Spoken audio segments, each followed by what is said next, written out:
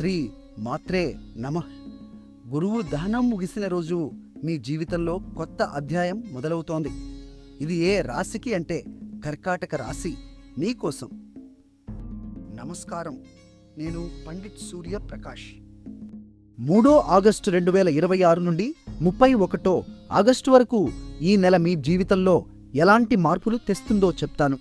ఈ నెల అత్యంత ముఖ్యమైన ఘటన ఏమిటంటే, గురుగ్రహం అంటే జ్ఞానానికి, అదృష్టానికి అధిపతి మీ రాశిలోనే ఉన్నాడు.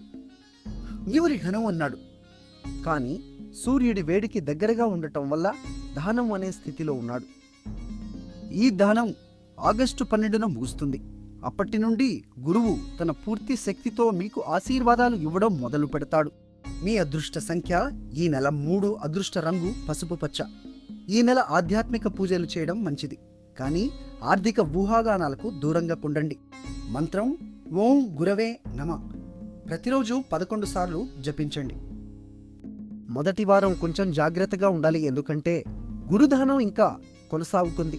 ఆర్థిక నిర్ణయాలు వాయిదా వేయండి. కుజుడు అంటే అంగారకుడు మీ 12వ ఇంటిలో అంటే ఖర్చుల స్థానంలో ప్రవేశిస్తాడు. ఖర్చులు పెరగవచ్చు, కానీ విదేశీ అవకాశాలు కూడా ఉండొచ్చు. ఖర్చులు పెరగవచ్చు. రెండో వారం అత్యంత శుభం. ఆగస్టు 12న అమావాస్య అంటే చంద్రుడు లేని రోజు వస్తుంది. ఈ రోజు పితృకార్యాలకు మంచిది. అదే రోజు గురుదహనం ముగుస్తుంది. కాబట్టి ఈ తేదీ తర్వాత వృత్తిపరంగా ఎదుగుదల, పదోన్నతులు, నాయకత్వ అవకాశాలు బలంగా వస్తాయి. గురువు కర్కాటకంలో ఉచ్చస్థానంలో ఉండటం వల్ల హంస మహాపురుష యోగం ఏర్పడుతోంది. ఇది జ్ఞానం, గౌరవం, ఆధ్యాత్మిక ఎదుగుదల ఇచ్చే అరుదైన యోగం. 12 సంవత్సరాలకు ఒకసారి వచ్చే ఈ అవకాశాన్ని వదలకండి. 3వ వారంలో సూర్యుడు సింహ రాశిలోకి అంటే తన సొంత ఇంట్లోకి ప్రవేశిస్తాడు ఆగస్టు 17న. ఇది మీ 2వ ఇంటికి అంటే ధనస్థానానికి శక్తి ఇస్తుంది. ఆదాయం పెరిగే సూచనలు ఉన్నాయి. నాగపంచమి కూడా ఈ రోజే వస్తుంది. నాగదేవతను పూజించడం మీకు ప్రత్యేక ఫలితాలు ఇస్తుంది. ఇక ఆగస్టు 23న శ్రావణ పుత్రద ఏకాదశి వస్తుంది. ఈ పవిత్రమైన ఉపవాస దినం విష్ణు భగవానుడికి అంకితం. సంతాన ప్రాప్తి కోరుకునే వారికి ఈ వ్రతం చాలా శుభం. 4వ వారం ఈ నెలలో అత్యంత శుభ సమయం. ఆగస్టు 28న శ్రావణ పూర్ణిమ అంటే పున్నమి రోజు రాక్షస బంధన్ వస్తుంది. కుటుంబ బంధాలు బలపడతాయి. అదే రోజు వరలక్ష్మి వ్రతం కూడా. లక్ష్మీదేవి ఆశీర్వాదం కోసం ఈ వ్రతం చేయండి. ఆర్థిక స్థిరత్వం పెరుగుతుంది.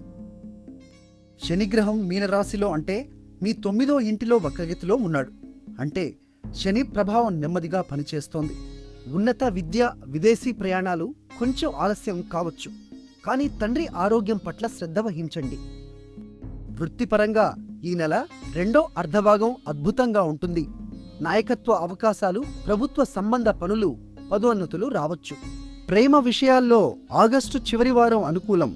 కొత్త వ్యక్తులను కలిసే అవకాశం ఉంది, కానీ భావోద్వేగ స్పష్టత ముఖ్యం. ఆరోగ్యం విషయంలో జాగ్రత్త అవసరం. ముఖ్యంగా ప్రయాణాల్లో జాగ్రత్తగా ఉండండి. కుజుడి ప్రభావం వల్ల చిన్నపాటి ప్రమాదాల అవకాశం ఉంది.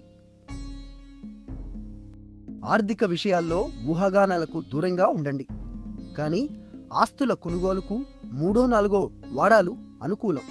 ఈరోజు అభిజిత్ ముహూర్తం అంటే అత్యంత శుభ సమయం ఉదయం 11:52 నుండి మధ్యాహ్నం 12:43 వరకు ఉంటుంది.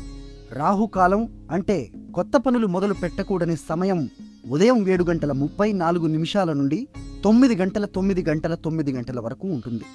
మీ జన్మ నక్షత్రం లేదా రాశి ఏదో కామెంట్లో చెప్పండి, మీకు ప్రత్యేక సమాధానం ఇస్తాను. వీడియో నచ్చితే లైక్ చేయండి, మీ కుటుంబ సభ్యులకు షేర్ చేయండి. రోజువారీ ఫలాల కోసం సబ్స్క్రైబ్ చేయండి. ఓం గురవే నమః. గురు భగవానుడి కృప మీపై ఎల్లప్పుడూ ఉండాలని ప్రార్థిస్తున్నాను. ధన్యవాదాలు.